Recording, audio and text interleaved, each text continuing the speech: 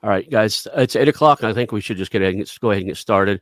Anybody coming in after this point, we'll be able to catch up pretty quick. I'm going to first couple slides will be the table of contents, what I'm going to cover today anyway. So I'm Ron Skelton, and what we're going to cover today is sourcing off-market deals, right? So an off-market deal is just something not listed by a broker or not on any of the websites and stuff.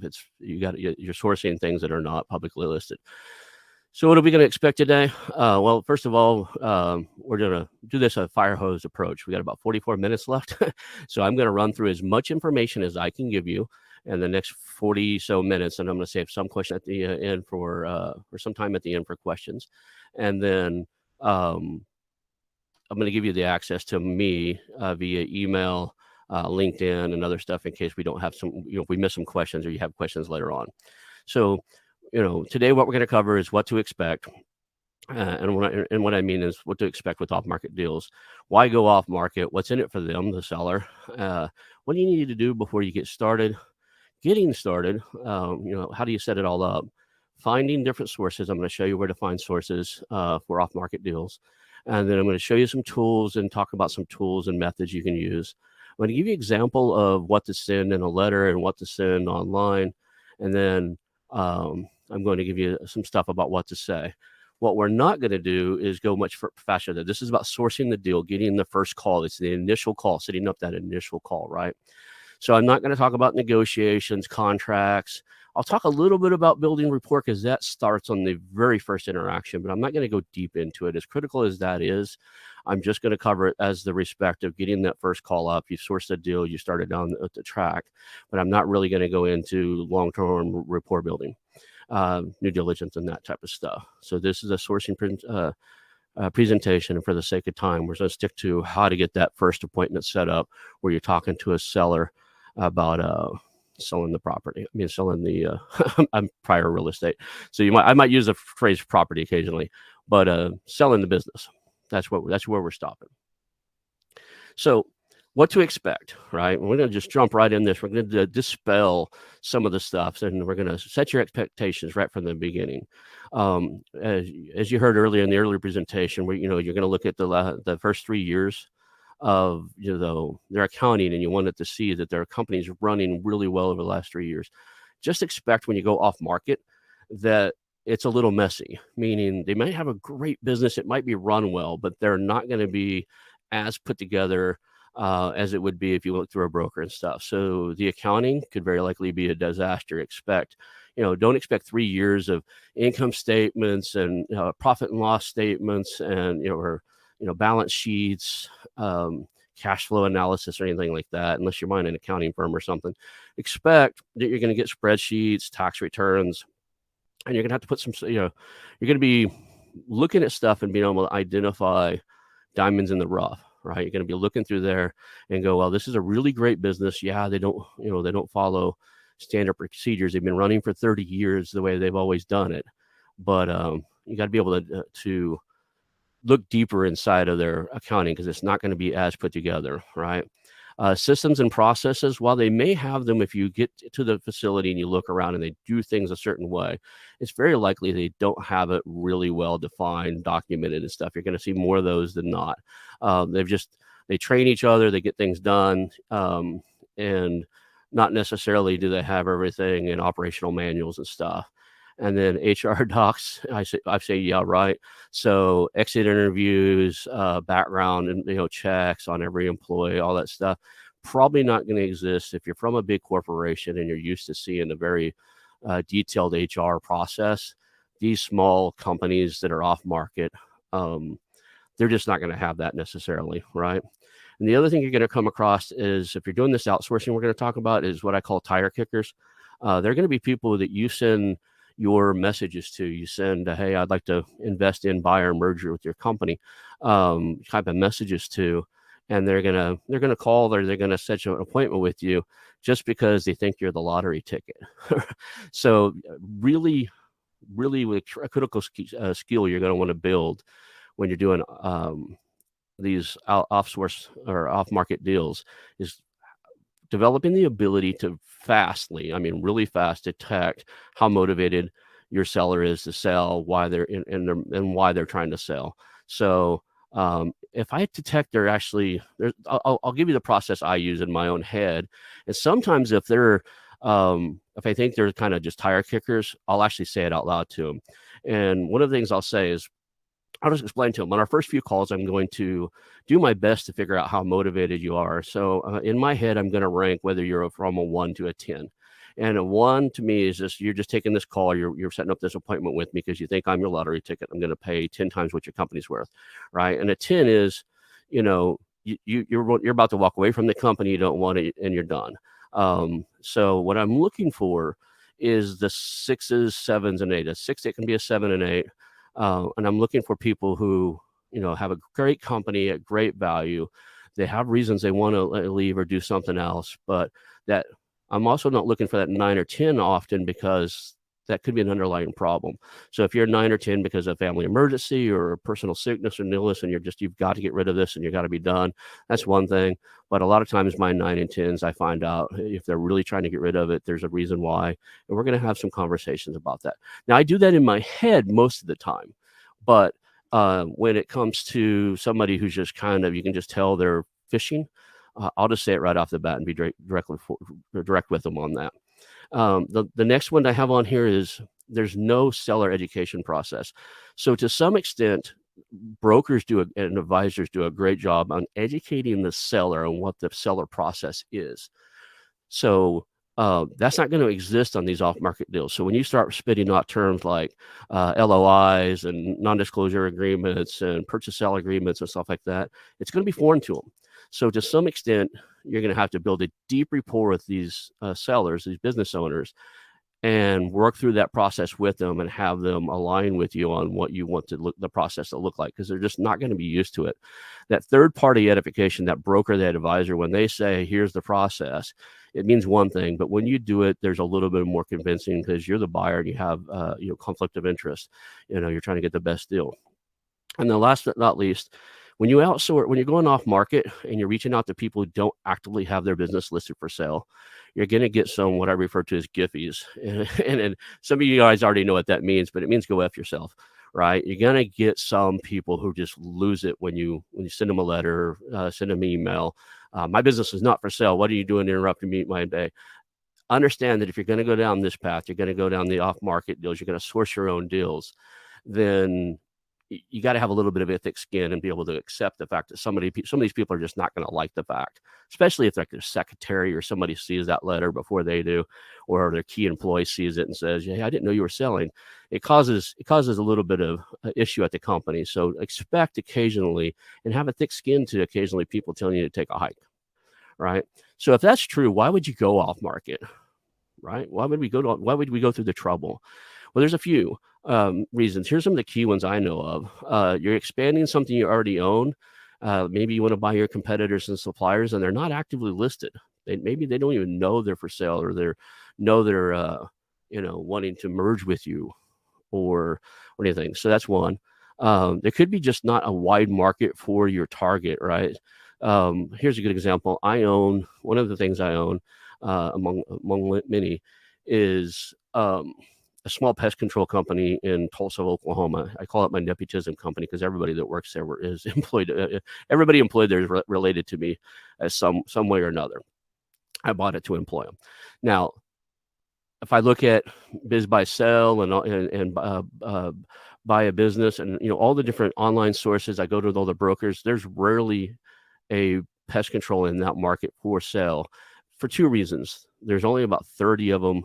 There's about 80 to 100 in town. There's 30 of them that match my criteria, and it's very competitive. The big guys want to buy up the little guys, so it's a very competitive space.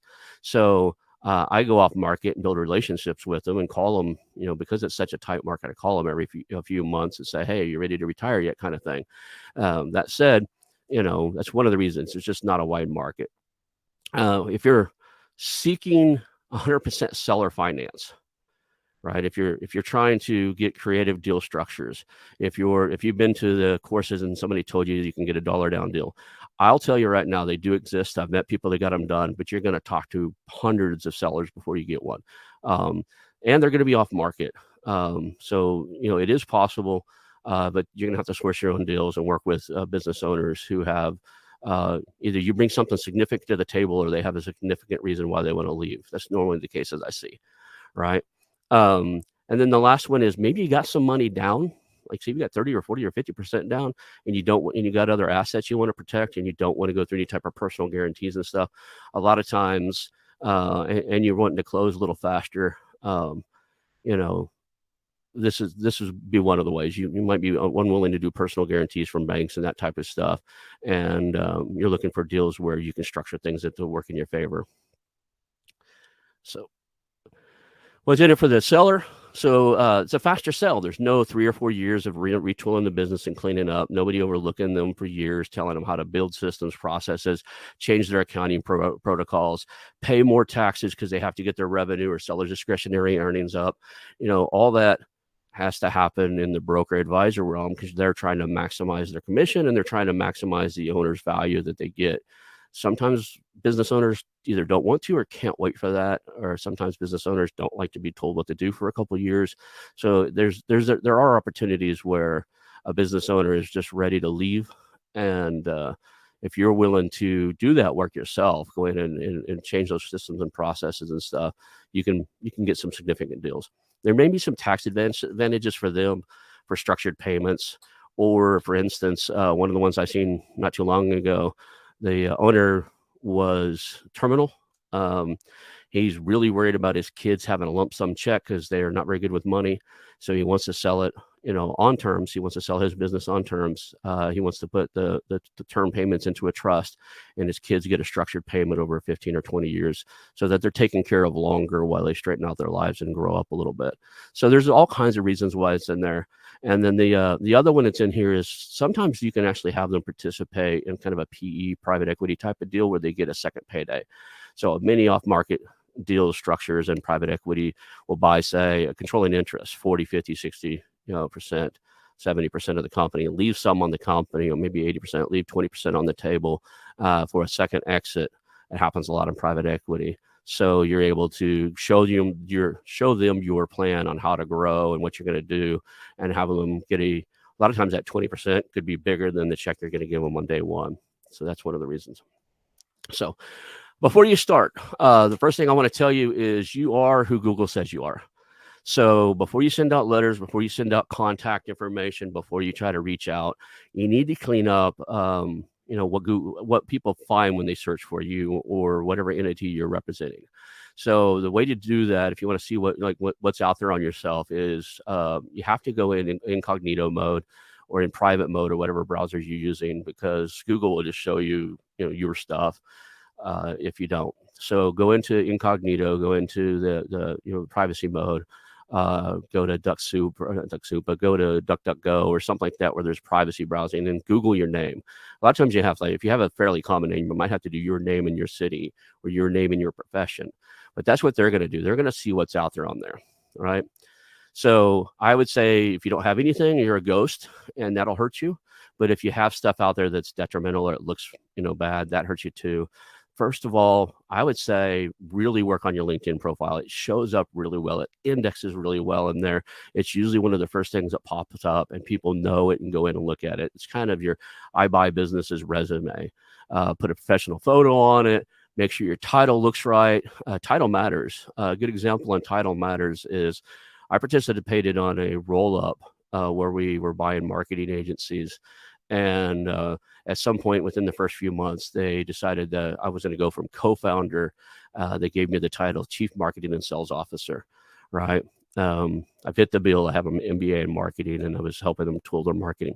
So problem is the second we switched that to my title, my conversion rate from my LinkedIn outreach and my online marketing and stuff I was doing to bring in leads to the company cut in a half, maybe even down to a third of what it was before. So, and then we noticed when I plugged in one of the other co-founders, when I relabeled him on there as a CEO, his almost doubled on conversion rate. So nobody wants to talk to the sales guy. Everybody wants to talk to the CEO. So your title doesn't matter on there. And then I want to say, clean up your bad photos, any posts you have on social media, that stuff's going to show up. So if you're out there partying and have drinks, barbecues with your buddies and stuff, you got photos all over the internet, how social you are. good chance you probably ought to take that stuff down if you're out there looking at it, because people are going to Google you, and they're going to figure out who you are and why they would want to work with you. So make sure that your online presence looks professional. And then if you're marketing like a private placement memorandum, you're a search funder, or say you're a search funder, or you're a holdco or something, make sure you have that online presence ready too. Meaning that you have a business page built, a little small website, doesn't have to be anything elaborate, that professionally represents that business. And for God's sake, don't use an AOL email, a Gmail, or something like that. Go ahead and have your web guy set up the mail exchange for you, and actually have a professional email address too, so it looks professional from start to finish. If you're gonna represent a company, make it look like a company. And I would go as far as make sure you got your legalities right too. So if you tell them you're in a Colorado LLC, make sure when they go to the Secretary of State for Colorado, they can do a name search on you and you exist, right? Because if they have an advisor or somebody or a CPA, those guys are going to do that work for them, and it's going to bite you. So, and I've seen this happen, right? So the next thing I want to tell you before you get started is want to build a little bit of a process. This is a numbers game. When you're doing, especially you're doing off market, you're going to talk to dozens, if not hundreds, maybe even over 1,000 businesses. The average search funder takes between 18 months and 3 years to land the business, their first purchase. So if you're just getting started, just out of college, this is the first business you bought, and you're putting all this together, you're going to go down the path maybe in a couple different times from couple different angles, and we'll cover that later. But by the end of it, you might have been doing this for 18 months, 2 years, or 3 years, and have talked to or at least sent messages, or like sent emails and letters to 1,000 businesses, right? So make sure you have a system for tracking that, even if it starts off with spreadsheets and stuff. But just make sure you have something. The next thing I'll say is set goals and ways to measure them. I like to, even in the beginning, you can set small goals, like I'm going to send 250 letters. I want 3 conversations out of it. Direct mail has an national average response rate of like 2%. So, I want 2 or 3, maybe 4 conversations out of that.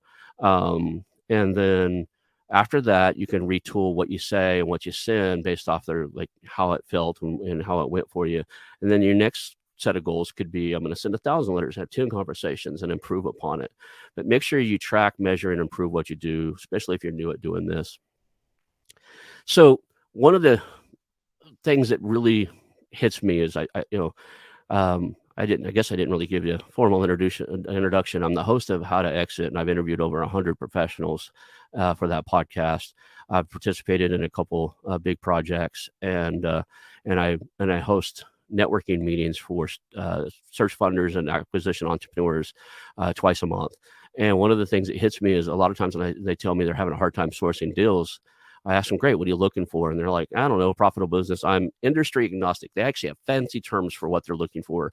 And industry agnostic is fancy for I don't know what I'm looking for. And the problem is it's hard to plan a path to success if you don't know what the destination is. So I know a lot of you don't know exactly what you want to own. What I'm going to tell you is pick 1 industry, 2 industries, maybe 3 at most. Dive down there and do this process. And if it doesn't work, then retool it and pick another one. For the first half of after I got out of that roll up for the first half to 2022, I thought I was going to be in the coffee industry. I was talking to coffee producers. I thought, I like the loyalty of coffee customers. I love the passion they have in their product. I detest the taste of coffee. I love the smell of it.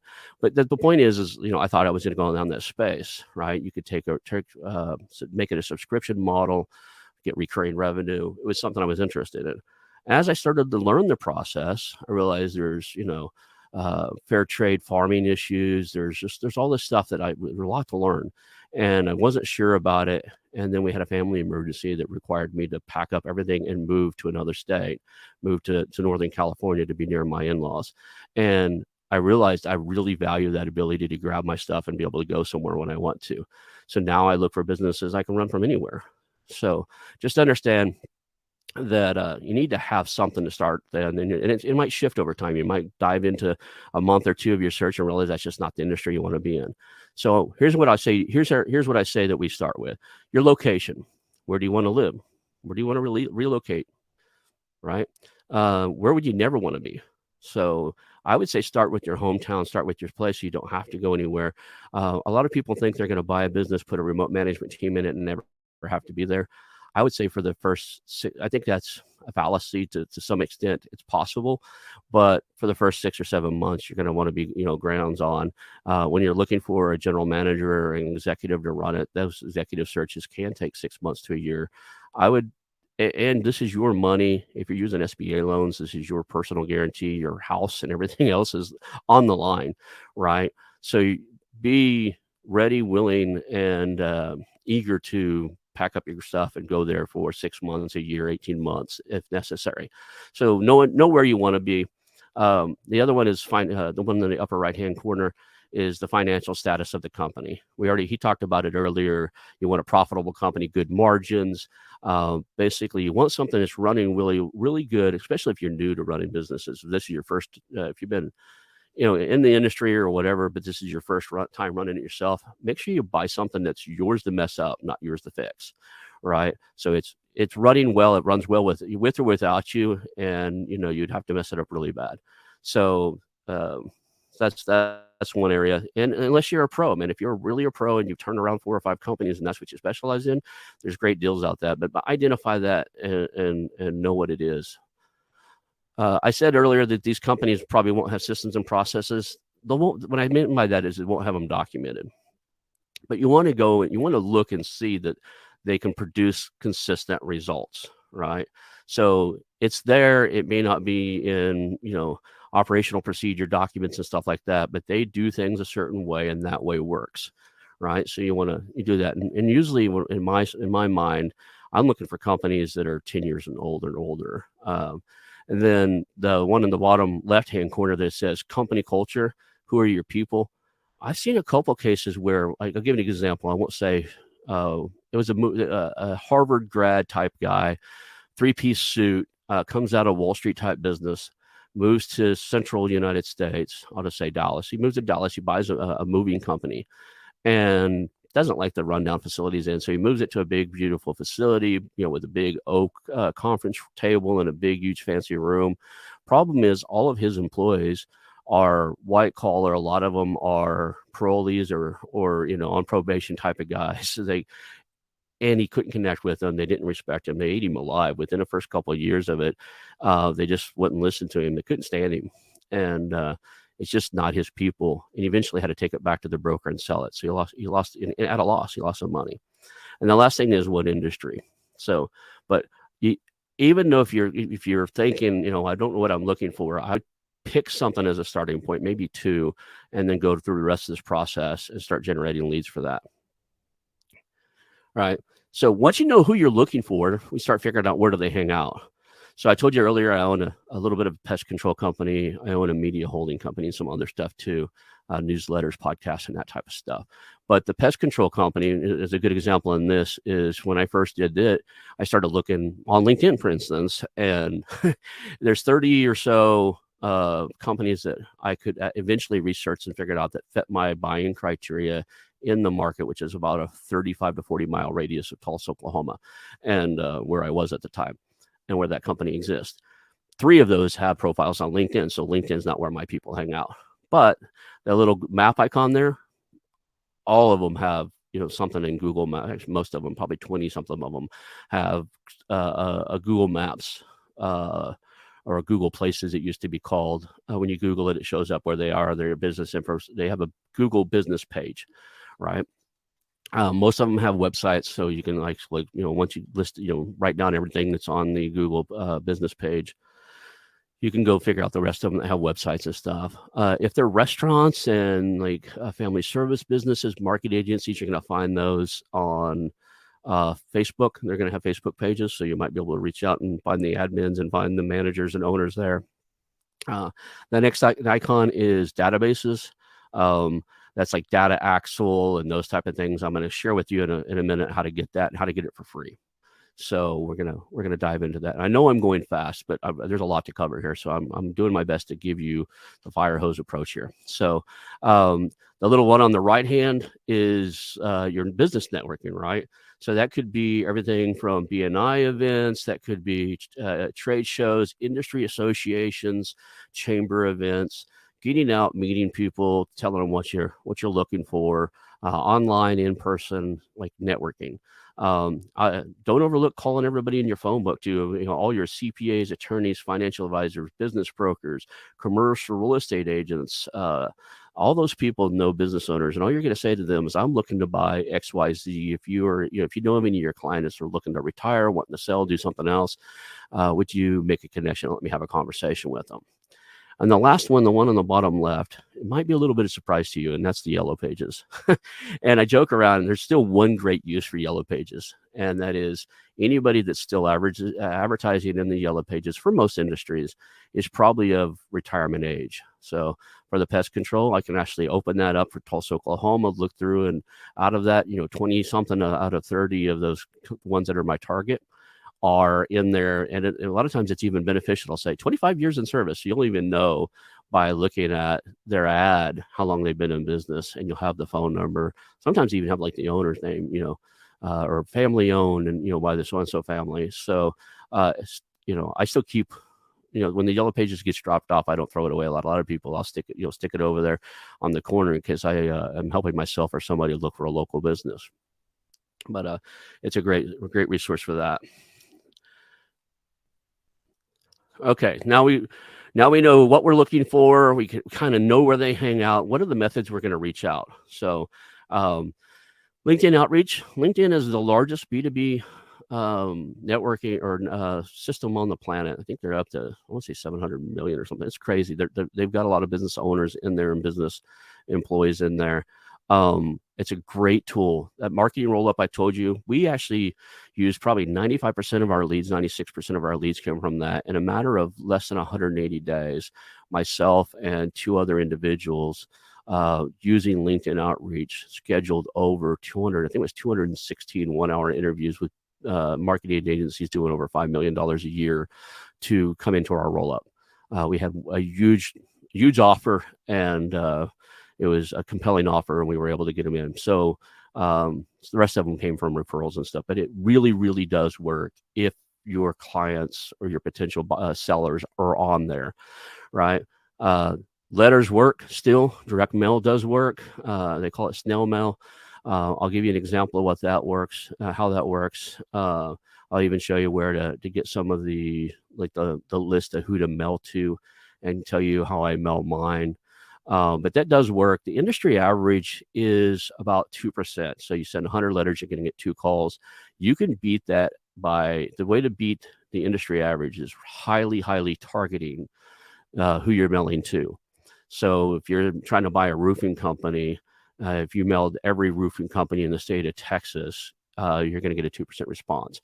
But if you looked around and said, I only want to, give me all the leads of roofing companies that have been in business for 15 years or more, maybe you get a higher one.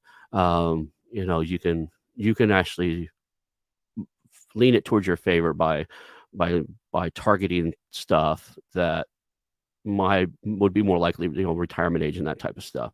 I've seen snail mail campaigns. Our real estate firm would get 12 to 13% response rate on direct mail for real estate, but we were highly, highly targeted. I used to own a real estate investment firm. We did short sales and foreclosures. So everybody that got a letter from us was losing their house to foreclosure, and we could help stop it and help mitigate the risk. So it was a very targeted list, and we often got a 12 to 13% call rate on that. So the more, I guess the moral of that story is the higher you can refine your list and who you're sending to, the better your response rate's going to be. And then same way with cold email outreach. Just understand in cold email, in some letters, that's going to get that Giphies I was telling you about earlier. You're going to get a little bit more of those because a lot of people have gatekeepers reading their email, and if you're not careful on how that what you say in there, you can cause some issues at a company, like the secretary, like, I don't want to find a new job. I didn't know you were selling, right? So you're going to start conversations that you didn't intend on start if there's a gatekeeper reading his email or reading his letters. So just understand that you're going to get a little, you're going to have thicker skin if you're using that. In some spaces, only cold calling works. For my pest control thing, there's only 30 of them in town. I do send them postcards and send them, for a little while there, I was sending them Christmas cards and other stuff too, just because I want them to remember and say, hey, when you're ready to retire. And my Christmas cards are like, it literally said, you ready to retire yet? I'm still interested. And it's kind of joking because I'll call them. I call them about every 6 months and go, hey, still interested if you're ready to retire yet? And it's an ongoing joke. But when they are, they're going to know that, I'm interested and, I'm growing. I'm winning some jobs from some of them. So hopefully that doesn't make them mad. But eventually I hope that when they're ready to retire or do something else, they'll reach out to me.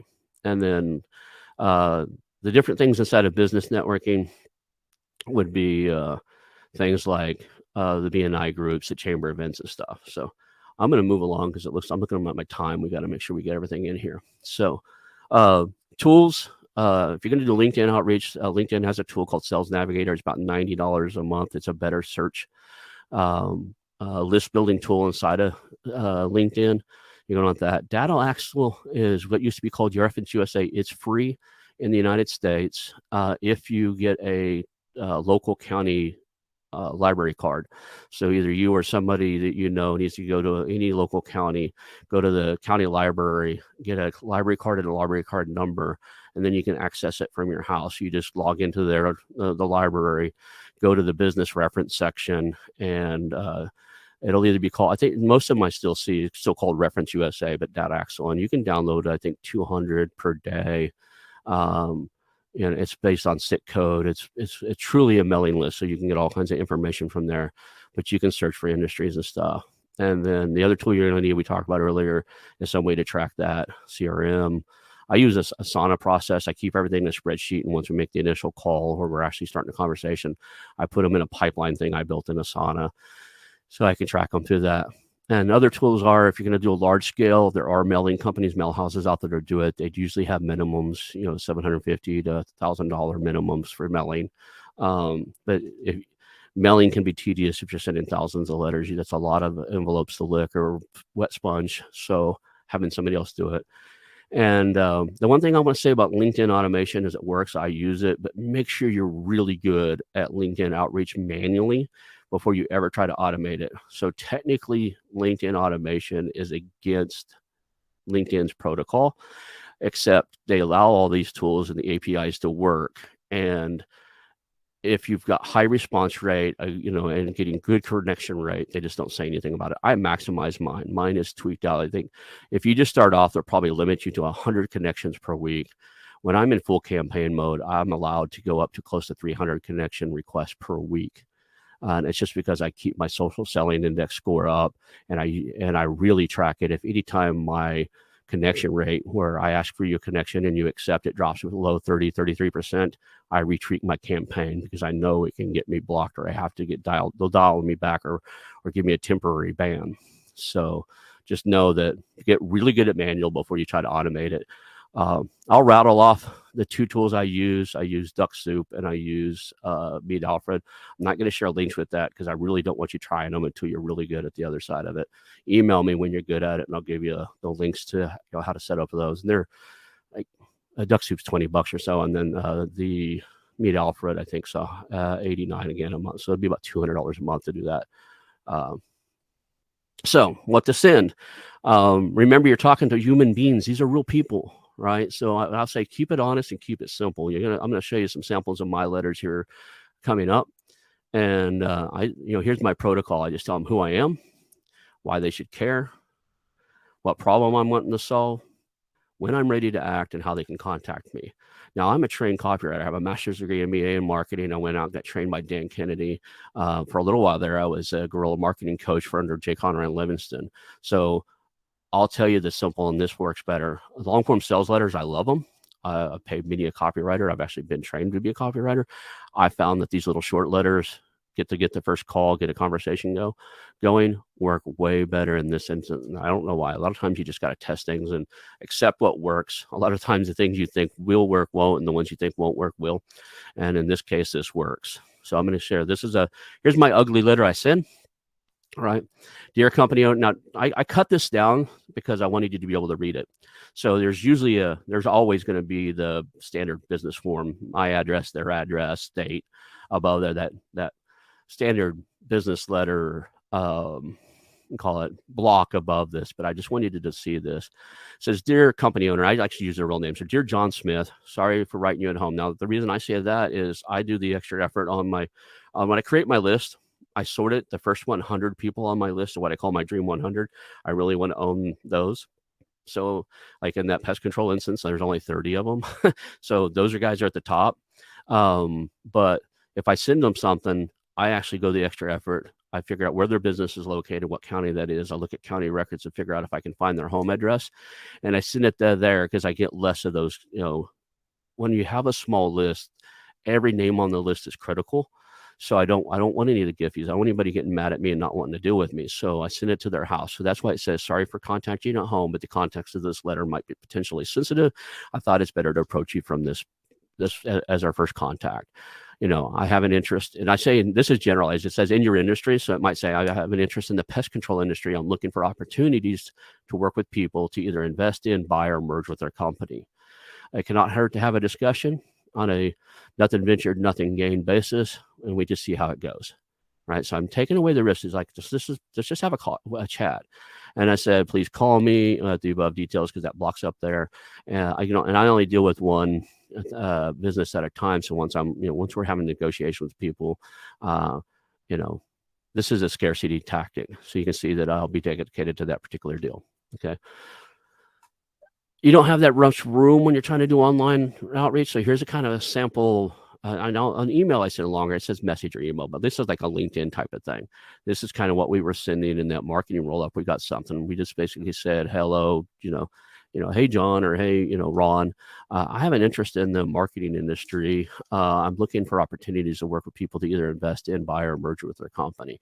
And we had a very unique play on that. So ours was slightly different. We were only participating in the uplift and doing some crazy stuff in our roll up that was different than everybody else. But that said, who do you, and this one I separated a little bit because you're just generically reaching out to people online. I just say, who do you know that might be ready to have this type of conversation? If it's you, let's chat. And I say, either way, go ahead and accept my connection in case somebody comes to mind. I'm trying to build a relationship. So this is that initial, hey, let's just connect. And I'm interested in the industry. I want to learn more about it. I want to work with people in the industry, and I'd like to be connected with you kind of conversation. And this generalization is why I can push the 33 and 35, sometimes 40% connection rate. Is everybody kind of wants to know somebody that's investing in their industry in case they need an investor later. So it does help. All right. This is especially true when you start, like if you do automations or stuff, those automated tools make it look like you're online. So response time matters. It's really important you know this. So be sure to follow up on a timely manner. So if you send something to them and it shows that you're online and they ask you a question, go, sure, call me any second now, and you don't respond till the next day, you're going to lose that, right? You're building relationship from the start. Remember, I told you I'm not going to teach rapport and negotiations and stuff, but it starts from that first initial contact. Looking professional, responding professional, following up, being, doing that is critical because you'll lose that relationship from the beginning, and it's hard to, trust is really hard to regain once it's lost. Not going to teach you active listening today. Google it, practice it. It's taught in a lot of things. The best book I know on negotiations is still Chris Voss's Never Split the Difference. I've even interviewed one of his coaches on my show.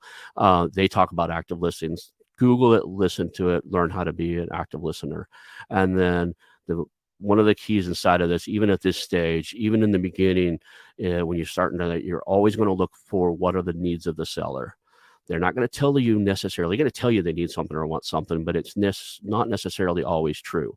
It's usually something deeper. But from the initial conversation, start looking for what are they trying to accomplish? What are they trying to get? And I even say that before our first call or during our first call is, hey, in the beginning, I just kind of want to figure out, who you are, what you built, I'm really intrigued by it, and kind of want to see where you're wanting to go and what your goals are, and see if I can help you get there. That's how I start these conversations out. So, and then at some point, they're going to start asking you questions that the answer is kind of, well, it depends if, right? So, well, how much do you pay for businesses? Well, it depends on how well they're structured. Anytime I get a question like it depends question, where it really depends on what's going on, right? Here's my response. It's something very similar to this, and it says, I likely have more questions than answers at this point, and I bet you feel the same way. The best way we can get started is a phone call. Is now a good time, or should we schedule something? And they're going to go, well, I just want to know how much you'll pay. And a lot of times you go, well, that really depends. Can we just schedule a call? But this is how I get the call, get a call or something booked, is when they start asking those questions of, well, how many businesses do you own? Like, I'm not going to say, 6, 7, whatever the current number is. I'm going to say, well, I have a lot of questions too. Uh, let's talk about that. It's multiple. One of the things is I'm really reluctant to tell everybody everything I own. If you come from the real estate world, you know why. So if you own enough real estate, you have enough renters, eventually somebody will slip, fall, and bust their head. And if you have all your assets out there to everybody in the world and says, you own X number of properties, X number of businesses, there are companies that are lawyers that will work on contingency because you're a big target. So I just don't list everything I own anywhere. I put everything I own in trust, so it's hard to detect. So anyway, that said, I'm going to give you, this is the opportunity. We're at 41 minutes. We really don't have, we got 4 minutes left for questions. Here's how you reach out to me. So I'll answer questions on this topic. You can email me, and I'll send you this slide. I think he's recording this, so that'll be available. I'm sure he'll share that with me, and I'll be able to share it with you, or you can get it directly from the company here, from the Boss Up guys. And don't miss out. We run the hub, and we run Deeper. Deeper just supports the How to Exit podcast, so it's deeper dives into the conversations where I've interviewed over 100 pros. I interview 2 a week. Hour-long conversations with advisors, business owners, people that have done this. And then the hub.acqhub.com is an aggregated news source of what's happening in the industry. So it's a review of the podcasts and news, educational stuff going on, events, and that type of stuff. So subscribe to those, and